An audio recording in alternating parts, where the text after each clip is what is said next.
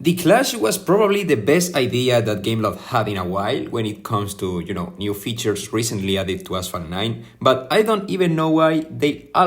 never fail, always find a way to either revert or savagely mess up whatever they add to the game as soon as they realize it's either too good for free-to-play players or just too helpful for all kind of players in general. So today I will be talking about the biggest flaws present in the current Clash format and for now, and how GameLoft could, or more like should, because as we could see in the past, it's not like they will do what they should unless it serves a better purpose for the interest, do in order to improve it and make it more fair for all kind of players. So let's begin with today's video.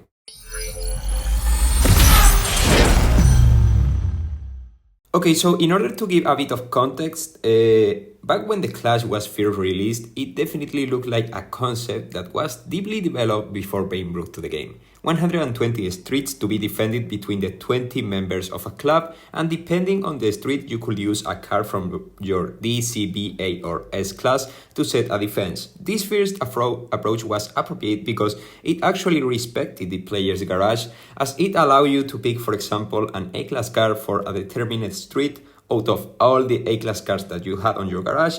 And if you did not have a good A-class card, always a teammate could take that street while you focused on doing other streets more appropriate for your garage. This first approach used to require 6 defenses from each person, but if all the members were compromised with the club, it was easily doable. The second approach GameLoft took was to reduce the number of streets from 120 to 80, and honestly that was the ultimately perfect approach in my honest opinion, because less streets, which means that you did not have to own more cards in order to do your duties with your club regarding the Clash, and thus even lower players could meet their goals. And honestly, if GameLoft kept it that way, would have been absolutely ideal, both for beginners, because less cards require stronger defenses and better participation on the Clash, and advanced players because it will require a lesser number of streets to defend and thus more time to focus on other game modes, allowing a more diverse game experience. But of course, this approach was proven to be way too good to be kept that way. So then it arrived the third approach, which is what I like to call the chaos phase, because it seemed like GameLoft, despite looking like they had good purpose behind the actions,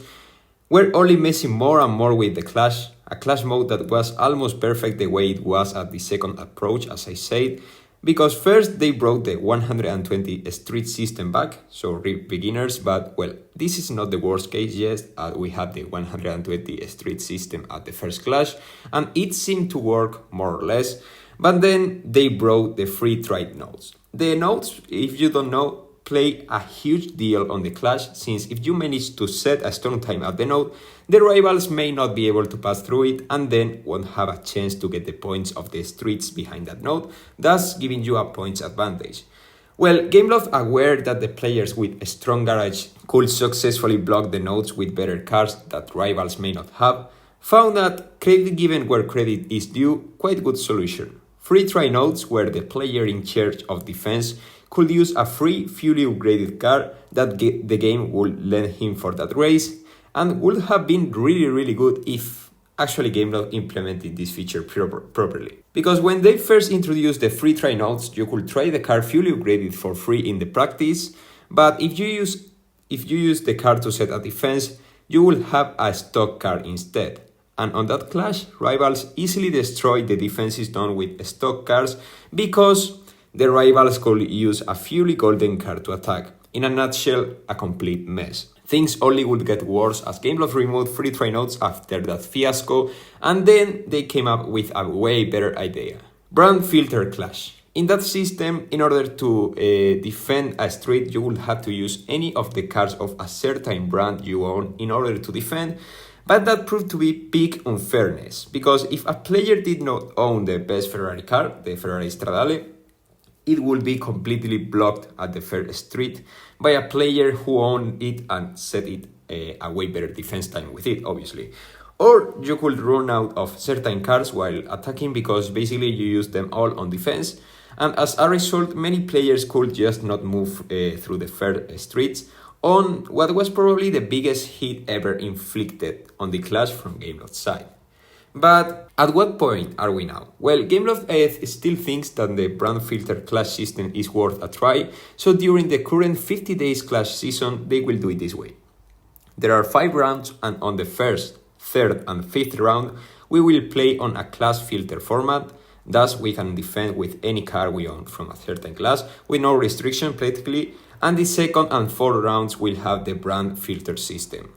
The only good thing out of this is that GameLoft will make surveys to know the players' opinion about this mode, so I highly encourage you all guys to vote to completely eliminate the brand filter system, not only to make the life of those in charge to coordinate the Clash attacks on the club easier, because, well, massive respect for them due to the patience they must have in order to change the Clash strategy every time GameLoft changes the Clash and the world map,